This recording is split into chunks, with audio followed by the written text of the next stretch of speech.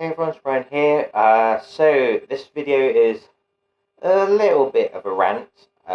Is to do with wrestling. It's for me, it's the current state of WWE and like regarding its talent and stuff like that. It's something that like it seems to bother me, like especially with the internet wrestling community. Um, like they go crazy over like, the slightest thing any wrestler says, and like, oh, what can this mean? What could, like it could literally be nothing. And literally, someone says something, or it's been rumored something, everyone goes fucking mental for it. But for me, it's like everyone's going a bit crazy about these whole NXT call-ups. Like they've just had this shake-up where 7 NXT superstars have come up, and they had like weeks of build-up for it, and then this past week they just had them show up, and Nikki Cross has been the only one that's actually done something of the 7. I think it was the 6. So it's EC3, Lacey Evans, Nikki Cross, Lars Sullivan, and Heavy Machinery. I'm sure there's another one in there, but I can't remember. Like literally, that's how poor it's been. But like EC3 has showed up in 2 backstage segments saying nothing. Lacey Evans has done the same. Lars Sullivan didn't even show to either of them, but I think apparently he had an anxiety attack. Otis Dozovic has been shown as this weird, like, I wouldn't say special needs, but like he literally rambles and says nothing properly, just goes, it's like, what the fuck is that? Like, and then like took a night to this fucking carer. That was on Raw. Now SmackDown is backstage segment with Becky Lynch and the New Day, where they're making some weird smoothie.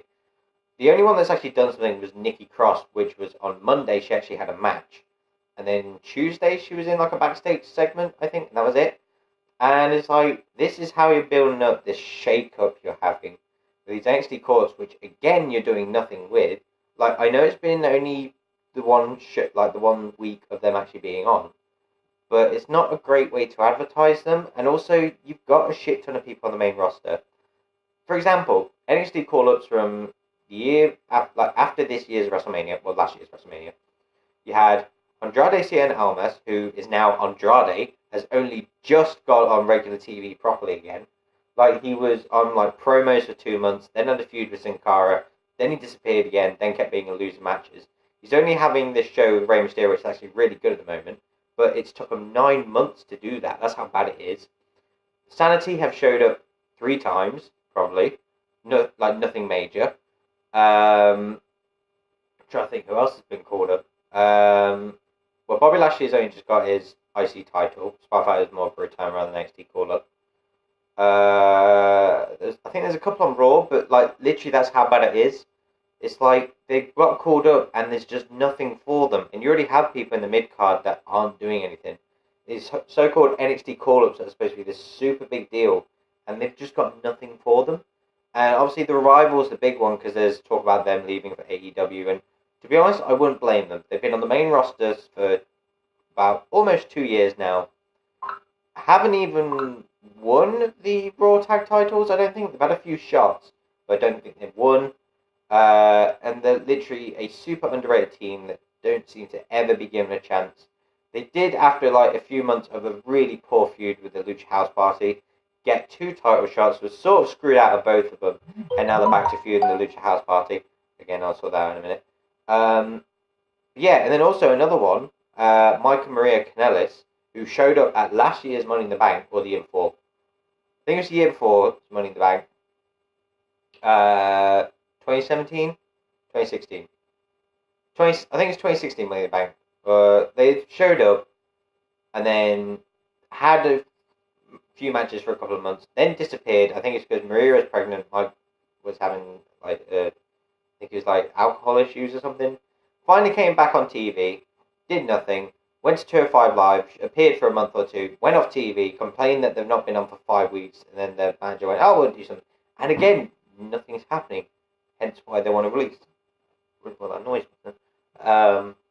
Yeah, it's one of those things that always gets me. It's like, people are complaining that these people haven't been called up to the main roster, but I don't think you want them to be called up to the main roster, because there's going to be nothing for them. What happens when Velveteen Dream gets called up? What are they going to do with him? What happens when Aleister Black gets called up? I really hope they're able to do something with Aleister Black, but again, it's like, if they get called up, they're probably going to be a result of nothing. I think the next one is like, maybe Gargano or Ciampa. It's like, they're going to be great on NXT, but the second they go to the main roster, they're just going to fill in with everyone else. It's like Bobby Roode. Bobby Roode became super irrelevant super quick. American Alpha, they were alright for a while, and then they split them up. Chad Gable was only just recreated himself. I'm trying to think who else got. Yeah, it's like the success rate for NXT superstars nowadays to being successful is about 15%, like 10 to 15%. The only ones that have been successful are Seth Rollins. I'm not counting Dean and Roman because they never actually appeared on NXT. I think Roman did once as Leaky. Like, Dean never appeared on NXT. Big E took a while. Like, it wasn't until he joined the New Day that he actually became a bit more successful. Xavier Woods, same reason. He was pretty much nothing when he first came. It wasn't until the New Day was formed that actually something happened. Kevin Owens, Sami Zayn is one of those weird ones. Sami Zayn, like, he's been called up, but he's since being called up, he's still not won a title. He's been on the main roster for about 4 years now, and he still hasn't won a title. That's pretty bad. Adrian Neville, well, then became Neville. Rusev is, like, Rusev's average.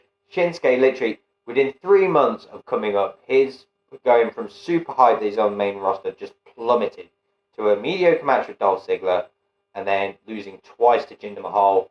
And then after last year's WrestleMania, he's now lost 4 times in a row to AJ Styles, which just makes him rubbish. His US title run was pathetic. Like, it was just completely forgettable. And now he's trying to get the US title back. But yeah, it's just like, why? Like, my little thing is, if as an NXT superstar, why do you want to be called up to the main roster? Because they're going to do nothing with you. It's like, you know, there's just loads of them that have been called up to the main roster, promised they're going to get this push, and there's super big deal, and just nothing comes of it. But that's pretty much what my rant is about, is the main roster needs to be sorted. They talk about these whole shake-ups, but nothing's happening. This whole thing is, like, one of the things was, oh, you don't get a rematch clause anymore, which is nice. The only problem with that, we've got Royal Rumble coming up next Sunday. 4 SmackDown's matches are fucking rematches, essentially. AJ Bryan again, Rusev Shinsuke again, Becky and Asuka, like, essentially Becky's rematch clause. I think there was another one, maybe it's just a 3, but it's literally all their titles are just rematches. Like, what the fuck? Like, at least with Raws, they're different. Like, the nice thing I've got is Bobby Lashley just won the IC title in the triple threat match. So this is what they needed for Dean and Seth rivalry in the first place. The IC title felt like an afterthought in that. Like, the title meant nothing, essentially. And basically, for that feud, you don't need a title for it. So I'm happy that they gave it to Lashley. And then maybe this can push Elias to possibly be an Intercontinental Champion. That's another one. Elias got called up. And he pretty much has done fuck all for a year and a half. Again, like, he's only, like, I'm not saying only now becoming popular, but it's like, he's had a few good feuds, but, like, he's had, what, 1 title shot, which was the IC title against Seth Rollins, and that's pretty much it. And he's had the near feud with Lashley, but now they can actually put the IC title out, which might make it a bit more interesting. But yeah, that's pretty much what this ramble is about. It's WWE need to sort out their main roster superstars, start, like, pushing up people that they aren't, start using NXT call-ups they've had since the last WrestleMania, and actually start doing something with them, because I don't want to see the same people feuding over and over again. I'm happy they're sort of merging 205 Live in there, like Mustafa Ali onto SmackDown. He's been pretty good, to be honest. Yeah, like, they just need to start focusing more on superstars they have and pushing them certain ways rather than just these sort of mediocre feuds. That's pretty much my rant over. I would say I hope you've enjoyed this video, but it kind of went off at its own tangent. That's sort of what happens with my little rant things. I'm not great with them. But like I said, I hope you've enjoyed this video. Thank you for watching. I shall hopefully see you in the next one. Great. Bye.